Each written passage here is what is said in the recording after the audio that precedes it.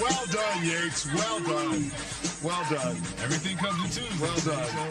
First Lady of the United States of America, Jill Biden, wants LSU to come to the White House. Of course, that's what happens.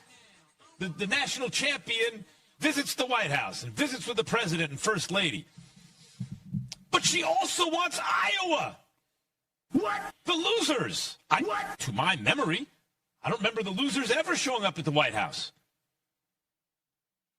Biden watched LSU's 102-85 win over Iowa from the stands at American Airlines Center in Dallas on Sunday night. Speaking Monday at the Colorado State Capitol in Denver, she praised Iowa's sportsmanship and congratulated both teams on their performance. Here's the quote. "I know we'll have the champions come to the White House. We always do.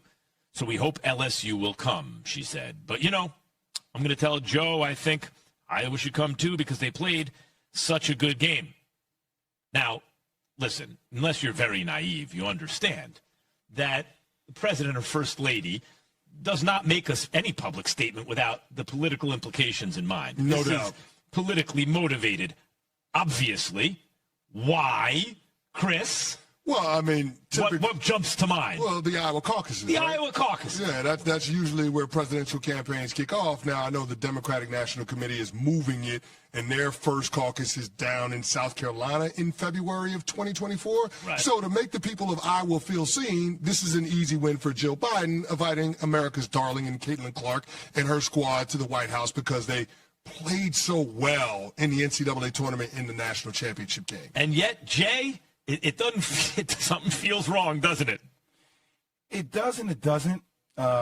It does because, look, only the winners go to the White House after winning a champ. And a part of me yesterday was wondering if Caitlin Clark would just, gratefully pass on the opportunity, graciously, and be like, look, we appreciate it, but thank you. But I also get torn with it because, guys, like, what we saw the other night was so unprecedented. It was so different.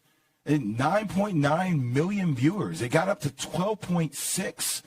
And there is a part of me that really wants to keep the momentum going behind women's basketball. And Caitlin Clark is coming back to school next year. Angel Reese is coming back to school next year. Paige Beckers is going to play next year for UConn. So on one side of it, I do feel like, it should just be about Angel Reese and the champions. And then I understand that. And then on the other end, though, Chris, I'm looking at it saying, but I also want to celebrate the women's game, and I want to talk about where women's basketball is going, and I want to keep raising the profile around our biggest women basketball athletes so the game can continue to trend in that direction. So I get torn about it.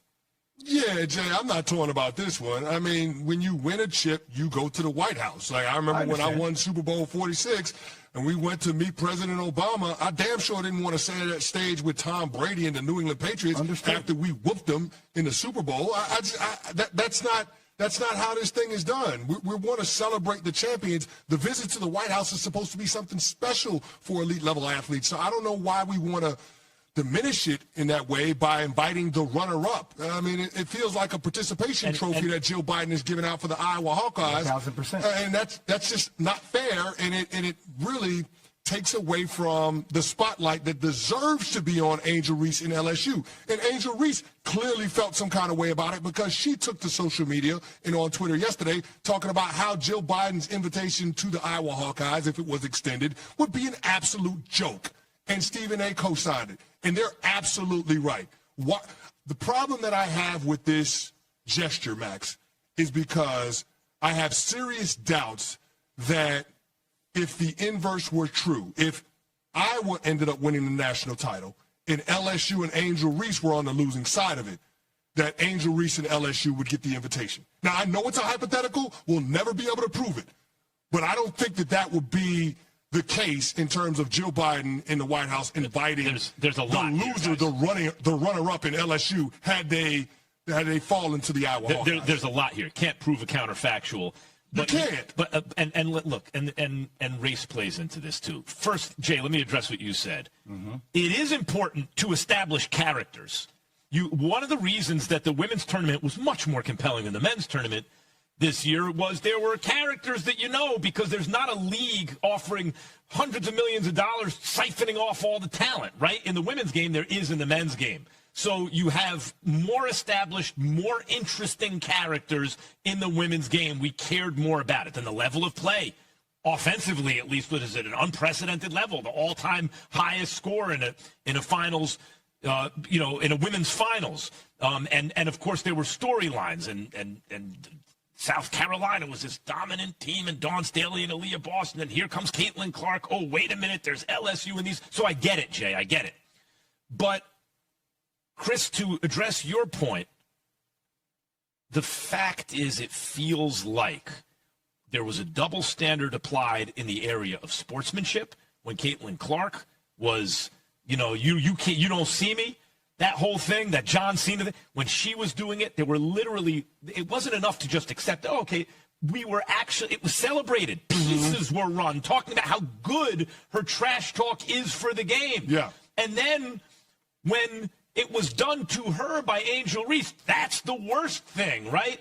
And so it's hard not to see through a racial lens. Now when you get to the White House and you do your thought experiment, Chris, and you say, well, it's time for LSU to go. Hey, maybe Iowa should go too. If the reverse were true and the mostly black team had been interesting but lost, would they also get the invite? Then you could say, but it's politically motivated. It's really about Iowa and the caucus. And that brings up a whole separate issue of why are certain places early in the primaries and disproportionately important politically, right? Yeah, it's crazy. It's crazy, Max. But here's the other part that's a little deeper than rap. We get to this point where when we start talking about women's athletics, and I'm trying to find a way to frame it, but I gotta say it. The invitation to the loser of the national championship game, given the makeup of the Iowa Hawkeyes team, it feels like there's an era of protecting the white fragility here that is not extended to Angel Reese and the LSU Tigers because it's a predominantly black team. And think about some of the vitriol, some of the venom that we saw Angel Reese get because of what she did in giving Caitlin Clark a dose of her own medicine. Like, this is an aspect of this that we don't really want to talk about because it's the underbelly, it's the ugly side of sports, because it projects our biases. But that's a part of the math in this as well. And I understand why Angel Reese and her teammates would feel slighted at the notion that Jill Biden would even consider inviting the loser after they've earned the right to be the one celebrated at the White House for winning a chip. First off, Joe Biden she's not the one making the ultimate decision here. And I don't think Joe Biden would do that, nor do I think he should when it's all said. Well, she put her name on it, though, Jay. That's why I got to say her name. But did you see it? She floated it out as if it was an idea, almost to stress test it against the public, right? So I go, how would you guys feel about But the consideration of it is offensive, Jay. I'm not disagreeing with you. I said that right off the top. I understand that. So I'm not disagreeing with you on that at all. I just go back to this place where I feel slightly torn, because I'm with you, Canty, on that side, though, is how do we continue to do the most to build this women's game? Because, frankly, until this past year, it's been a fight. Do you know how many times we talked about dealing with misogyny the other day? Yep. Like, how many people I can't, the things people will say out loud about you. I can't believe you guys put the women's, Final Four page on ESPN.com. What are you guys doing? You guys are trying to virtue signal, like all these different things. It's just better this year. And I'm like, they're just better products. This year, the women's tournament was better than men's. It just was. And I want to know more about Caitlin Clark and what she's doing this summer, who she's training with. I want to know more about Angel Reese, and if